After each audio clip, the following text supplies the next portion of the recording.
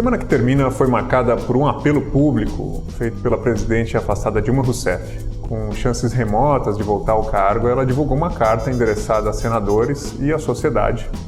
No texto, Dilma promete antecipar as eleições se ela for reconduzida à presidência, da qual está afastada desde o dia 12 de maio.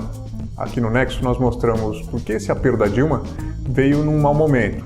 Isso inclui inclusive a hora em que ela escolheu para ler a carta, que era justamente quando o futebol feminino disputava uma vaga na final da Olimpíada nos pênaltis.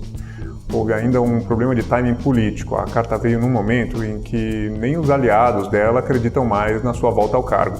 Tampouco estão dispostos a abraçar a sua proposta de antecipar as eleições presidenciais agora. Para piorar, horas depois do apelo de Dilma, o Supremo abriu a primeira investigação formal contra ela no âmbito da Lava Jato. Bruno Lupion de Brasília explicou o que há contra Dilma e mostrou que o caso envolve basicamente a suspeita de que ela usou o cargo para atrapalhar a Lava Jato.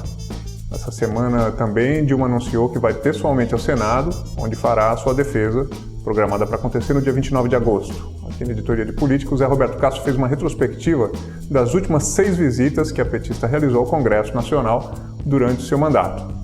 Nesse julgamento, Dilma ficará cara a cara com 6 senadores que até pouco tempo atrás estavam no primeiro escalão do seu governo e que agora estão contra ela. Todos eles devem continuar apoiando o impeachment da ex-chefe. Para evitar a perda do mandato presidencial, o PT recorreu à Comissão Interamericana de Direitos Humanos. Mas nós mostramos aqui que, quando estava no cargo, Dilma atacou esse mesmo órgão quando ele tentou interferir na forma como o governo lidava com os índios afetados pela construção da usina hidrelétrica de Belo Monte.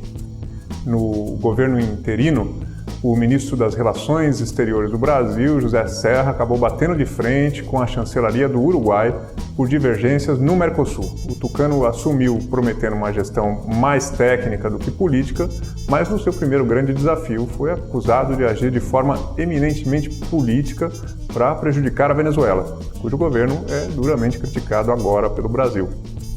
E o presidente interino, Michel Temer, completa nesse sábado 100 dias de governo. José Roberto Castro organizou em 9 pontos os momentos-chave desse mandato. Fora de Brasília, começou essa semana a corrida eleitoral pelas prefeituras. A Lília Venturini ouviu um cientista político e um advogado para saber como eles analisam as mudanças que a lei impõe agora aos debates na TV. O assunto é quente porque a regra está deixando de fora muito candidato com potencial de voto, mas que pertence a partidos que, por ter baixa representatividade no Congresso, não são admitidos nesses debates. Da política para a justiça, uma discussão em termos bem leigos chamou a atenção essa semana. O ministro do Supremo, Gilmar Mendes, disse que a lei da ficha limpa parece ter sido escrita por bêbados. Outro ministro, Luiz Roberto Barroso, replicou no dia seguinte, dizendo que não, que a lei na verdade é bem sóbria. Nós explicamos aqui qual é exatamente o ponto da discórdia entre esses dois juízes. A Olimpíada não acabou ainda, ela premiou até agora mais de 10 atletas brasileiros ligados às Forças Armadas. Alguns deles prestam continência quando sobem no pódio. Nós contamos aqui qual a origem desse gesto e seus significados ao longo da história e nos Jogos em particular. Além dos atletas militares, outro assunto que fez sucesso foi a dos atletas mentirosos. A polícia descobriu que os nadadores americanos que diziam ter sido roubados no Rio, na verdade se envolveram numa arruaça num posto de gasolina. Agora eles são suspeitos de falsa comunicação de crime. Ana Freitas explicou que infração é essa, que pode dar de 1 a 6 meses de detenção, mas que normalmente acaba transformada em prestação de serviço comunitário ou multa. Os nadadores chegaram a ter os passaportes retidos, mas foram liberados e as investigações continuam. Essas e outras notícias você lê no Nexo Jornal.